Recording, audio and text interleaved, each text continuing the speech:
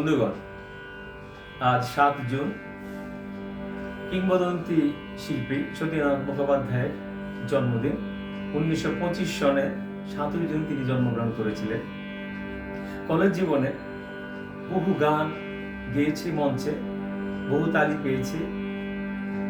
এই কিংবদন্তি শিল্পীর জন্মদিনে আজকে পুলক বন্দ্যোপাধ্যায়ের লেখা একটি গান আপনাদেরকে শোনাতে চাচ্ছি। গানটি নিজের সুরে গিয়েছিলেন সতীনাথ মুখোপাধ্যায়। যেহেতু জন্মদিন, আমি একটি গান বেছে নিয়েছি যেটি খুব খুশির গান।